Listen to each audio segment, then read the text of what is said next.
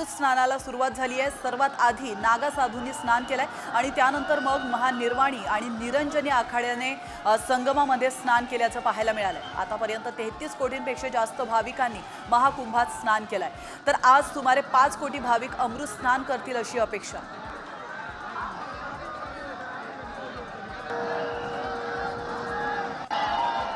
प्रयागराजमध्ये स्वामी शांतिगिरी महाराजांना जगद्गुरु पदवी प्रदान करण्यात आली आहे। महामंडलेश्वर आचार्य अवधेशानंद गिरीजी महाराजांच्या हस्ते यांचा पट्टाभिषेक सोहळा संपन्न झालाय। विशेष म्हणजे श्री शंभू पंचदशनाम जुना आखाड्याकडून ही पदवी मिळणार आहे, तर शांतिगिरीजी हे महाराष्ट्रातील पहिले संत आहेत।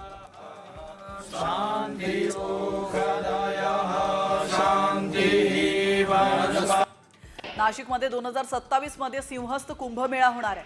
2027च्या सप्टेंबर-ऑक्टोबर मध्ये म्हणजेच श्रावण महिन्यात 3 शाही स्नान होणार आहेत। याच पार्श्वभूमीवर नाशिक प्रशासन अलर्ट मोडवर आलंय। प्रयागराज कुंभमेळ्यामध्ये झालेल्या चेंगराचेंगरीनंतर नाशिकमध्ये होणाऱ्या कुंभमेळ्यासाठी उपाययोजना राबवण्यात येत आहेत। वाशिममध्ये वाईतील शेतकऱ्याच्या गव्हाच्या पिकाचं रानडुकरांनी मोठ्या प्रमाणात नुकसान केलंय। रात्रीच्या वेळी रानडुकरांनी शेतात घुसून काढणीला आलेल्या पिकाची मोठी नासधूस केली आहे, त्यामुळे या शेतकऱ्याला मोठा आर्थिक फटका बसला। हमी केंद्राच्या माध्यमातून सोयाबीन खरेदीसाठी 6 फेब्रुवारी पर्यंतची अंतिम मुदत देण्यात आली आहे। ही मुदतवाढ मिळाली आणि त्याच वेळी 2 शासकीय सुट्ट्या देखील लागू आल्यात। आता उर्वरित 4 दिवसात 2 लाख क्विंटल सोयाबीन खरेदी होणार कसं, हा प्रश्न आहे। इतक्या मोठ्या प्रमाणामध्ये सोयाबीन खरेदीची यंत्रणा उपलब्ध नाहीये, त्यामुळे शेतकरी धास्तावलेत।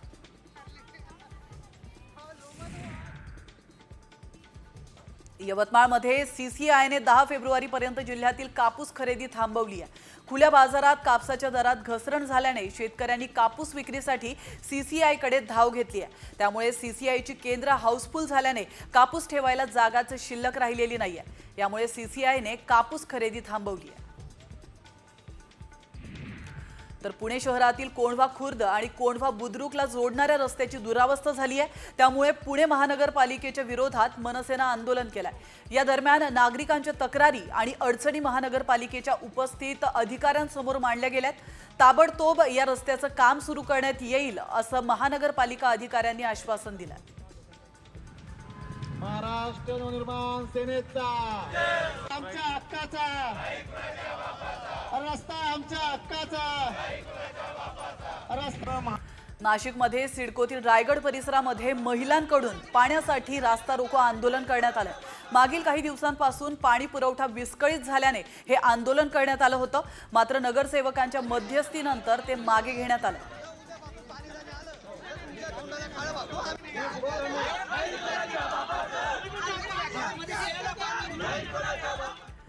आणि आता सर्वसामान्यांसाठी अतिशय महत्त्वाची बातमी आहे। एसटी आता लवकरच प्रीमियम बस सेवा सुरू करणार आहे।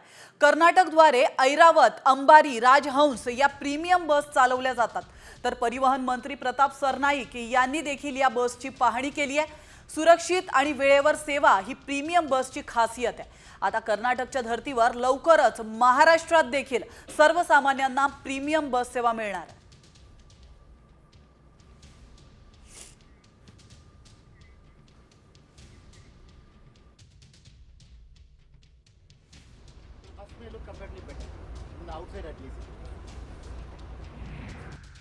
तर बातमी आहे लातूरमधून। लातूर जिल्ह्यात आंदलगावमधील शेतकऱ्यांना शेतावर जाण्यासाठी जीवघेणा प्रवास करावा लागतोय।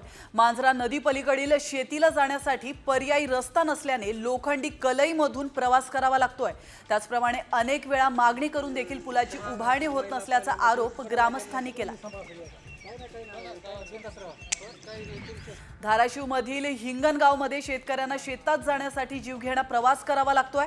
जवळपास शेकडो एकरमधील 35 शेतकऱ्यांना शेती गाठण्यासाठी पाण्याद्वारे नदी ओलांडावी लागते, त्यामुळे शेतीवर जाण्यासाठी पूल बांधून द्यावा अशी मागणी शेतकऱ्यांनी प्रशासनाकडे केली।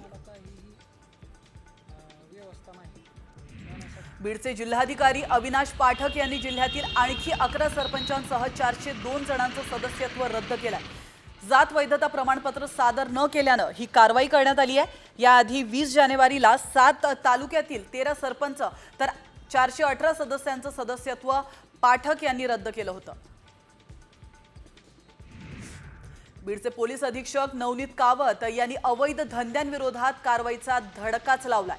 दारू, गुटखा, जुगार, वाळू माफियांना दणका देत 671 गुन्हे दाखल करण्यात आले. तर या माफियांकडून 3 कोटींचा मुद्देमाल देखील जप्त करण्यात आलाय. त्याचप्रमाणे फरार आरोपींना अटक करण्याचे आदेश देखील त्यांनी दिले. तुम्हाला देव दाखवतो म्हणत एकाला 42,000ला लुबाडल्याची घटना जालन्यात घडली आहे. तुकाराम खेत्रे असं फसवणूक झालेल्या शेतकऱ्याचं नाव आहे. खडा हातावर ठेवून रुद्राक्ष करून देतो म्हणून एका भामट्याने हातचलाकी करून तुकाराम खेत्रे यांच्या खिशातील रोख रक्कम, अंगठी असे 42,000 रुपयांचा मुद्देमाल लंपास केला. धाराशिवमध्ये बचत गटाच्या महिलांना लाखो रुपयांचा गंडा घालण्यात आलाय.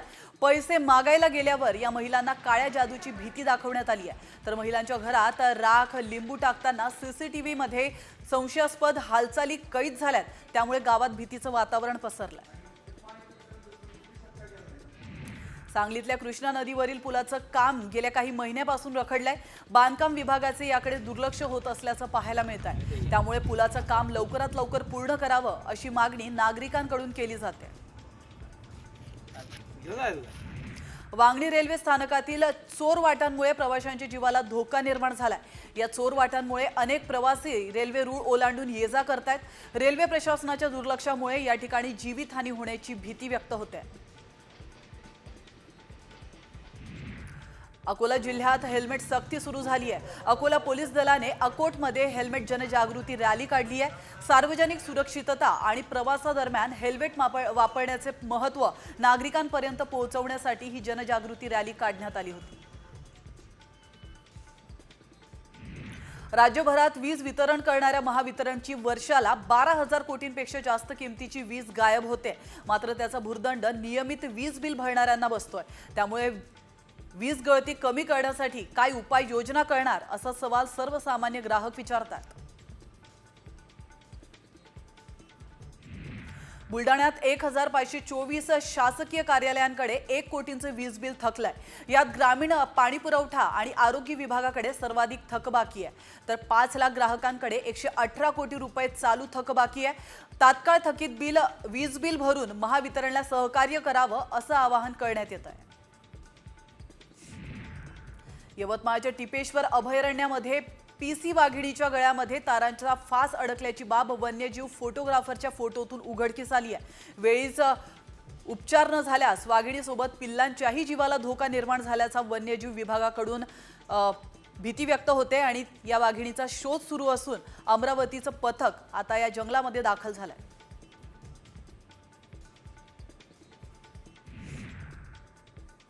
नाशिकच्या बागलाण तालुक्यामध्ये एका बिबट्या मादी मृतावस्थेमध्ये आढळून आली आहे. या बिबट्या मादीचा मृत्यू नक्की कशामुळे झालाय याचा तपास वन विभाग करतात. आणि याच परिसरामध्ये मागील 8 दिवसात 2 बिबट्यांचा देखील मृत्यू झालाय. त्यामुळे परिसरामध्ये खळबळ उडाली आहे. आंबेगाव तालुक्यातील टावरेवाडीमध्ये 16 एकर ऊसाला आग लागली आहे. यात 9 शेतकऱ्यांचं मोठ्या प्रमाणात नुकसान झालंय. विद्युत वाहक तारांच्या घर्षणाने आग लागल्याचा संशय व्यक्त होतोय. नांदेडच्या मुदखेड तालुक्यामध्ये शिखाची वाडीमध्ये शेतकऱ्यांच्या ऊसाला आग लागली आहे. या घटनेमध्ये 11 शेतकऱ्यांचा जवळपास 25 एकर ऊस जळून खाक झालाय. शॉर्ट सर्किटमुळे हा ऊस जळाल्याचा अंदाज वर्तवला जातोय. यात शेतकऱ्यांचं मोठ्या प्रमाणात नुकसान झालंय.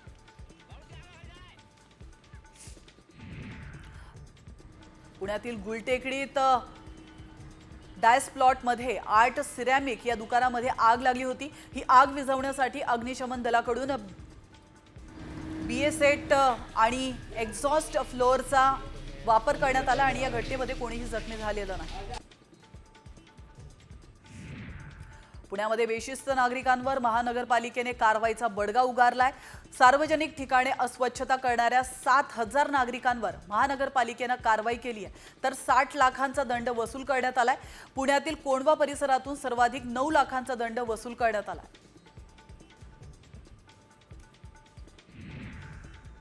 अवैध गुटखा वाहतूक करणाऱ्या वाहनावर मोठी कारवाई करण्यात आली आहे. नंदुरबार जिल्ह्यातील शहादा शहरामध्ये बंदी असलेल्या गुटख्याची वाहतूक करण्यात येत होती.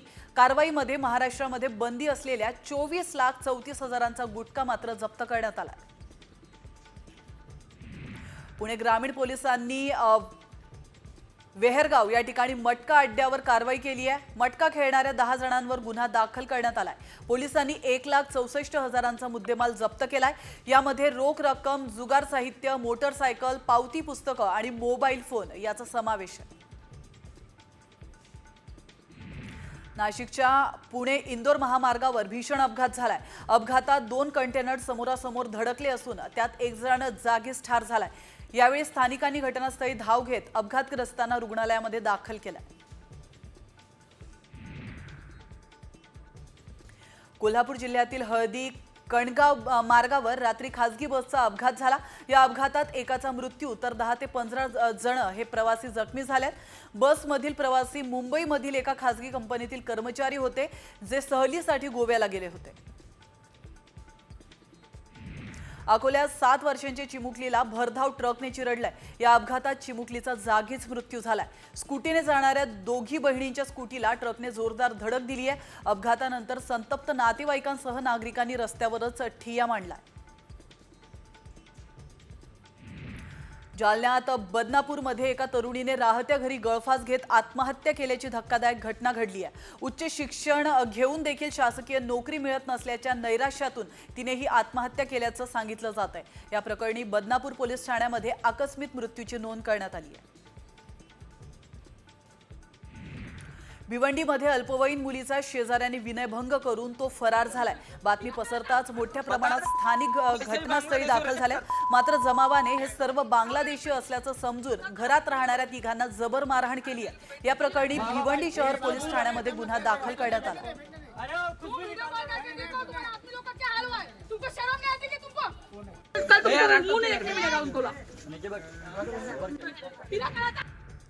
जालन्याच्या लोणी गावामध्ये गोळीबाराची घटना घडली आहे. बुलेटवर येत हवेमध्ये गोळीबार करून दहशत निर्माण करण्याचा प्रयत्न करण्यात आलाय.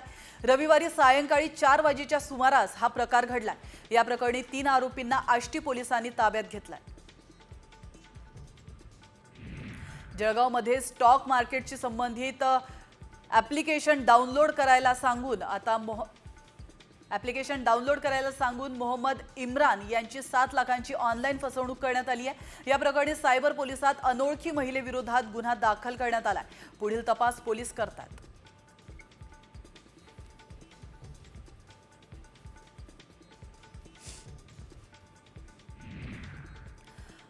आणि आता एक धक्कादायक बातमी समोर येते पुण्यामधून. पुण्यामध्ये दोघांकडून तरुणावर गोळीबार करण्यात आलाय. बिव्वेवाडी इथल्या संविधान चौकातील ही घटना आहे. या क्षणाची धक्कादायक बातमी आपण पाहतोय. तरुणाच्या पाठीत गोळी लागल्याचं कळतंय आणि या तरुणावर ससून रुग्णालयात उपचार सुरू आहेत. पूर्ववैमनस्यातून हल्ला झाल्याचा अंदाज व्यक्त होतोय. पोलिसांना 2 आरोपींची माहिती मिळाली असून त्यांचा शोध सुरू करण्यात आला.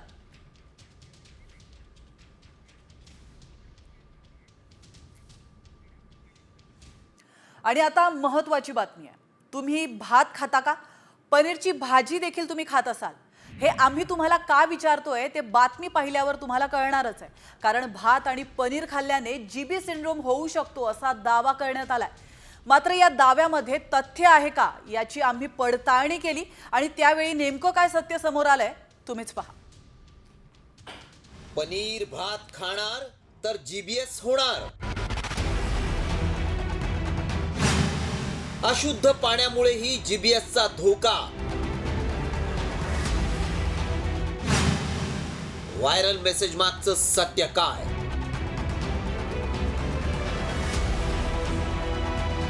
जीबीएसनं राज्यभरात पाय पसरवलेत. जीबीएस मुळे 5 जणांचा मृत्यू झालाय. त्यामुळे राज्यभरात याच जीबीएसनं दहशत पसरवली आहे. त्यातच आता पनीर आणि भात खाल्ल्यानं जीबीएसचा धोका वाढतो असा दावा करण्यात आलाय. त्यामुळं आणखी टेन्शन वाढलंय. जीबीएस हा जीवघेणा असल्यानं या दाव्यामुळे लोकांच्या मनात भीती निर्माण झाली आहे. व्हायरल मेसेज मध्ये काय दावा करण्यात आलाय तो आधी पाहूया. पनीर भाताचा आहारात समावेश करू नका. जीबीएस विषाणूचा संसर्ग होतो. दूषित किंवा कमी शिजवलेलं मांस, पाश्चर न केलेले दुग्धजन्य पदार्थ किंवा अशुद्ध पाण्याच्या सेवनानं या जीवाणूची लागण होते. हा मेसेज व्हायरल होतोय, त्यामुळे याची सत्यता जाणून घेणं गरजेचं आहे. जीबीएस काय आहे हे सगळ्यांनाच माहिती आहे, मात्र त्याची लक्षणं काय आहेत ते देखील पाहूया.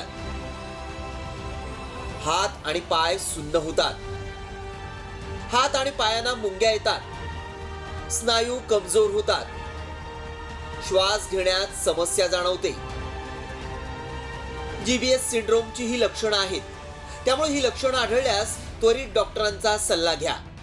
मात्र भात पनीरमुळे जीबीएसचा धोका आहे का हे जाणून घेणं गरजेचं आहे, कारण भात हा प्रत्येकाच्या ताटात असतो.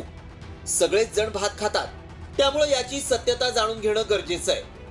याबाबत अधिक माहिती जीबीएस वर उपचार करणारे डॉक्टर देऊ शकतात. त्यामुळे आमचे प्रतिनिधी डॉक्टरांना भेटले, त्यांना मेसेज दाखवून याबाबत अधिक माहिती जाणून घेतली.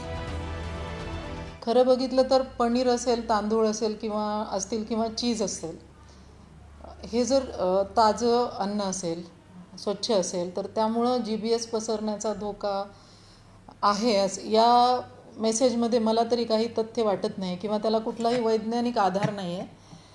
कुठलंही अन्न किंवा पाणी असेल आणि मग ते जर दूषित असेल तर त्यामुळंच हा आजार पसरू शकतो. त्यामुळं आमच्या पडताळणीत काय सत्य समोर आलं पाहूया. तांदूळ आणि पनीर या पदार्थांमध्ये जास्त बॅक्टेरिया असतात यात तथ्य नाही. खाद्यपदार्थ शिळा होत गेला की त्यात बॅक्टेरिया वाढतात. भात पनीर ताजं असेल तर खाण्यात काहीच हरकत नाही. नॉनव्हेज पदार्थ शिळा किंवा पूर्ण न शिजवलेला खाऊ नये. दूषित पाणी पिऊ नये. पाणी उकळूनच प्यावं. बाहेरचं उघड्यावरचं खाणं पिणं टाळायला हवं. कधी कधी आपण कच्च्या भाज्या खातो, मात्र सध्या कच्च्या भाज्या खाऊ नयेत. फक्त शिजवलेलं अन्नच खावं. नॉनव्हेज आणि पाणी यातून जीबीएसचा धोका जास्त आहे. मात्र भात पनीर खाल्ल्यानं जीबीएस होतो हा दावा असत्य ठरलाय. ब्युरो रिपोर्ट, साम टीव्ही न्यूज.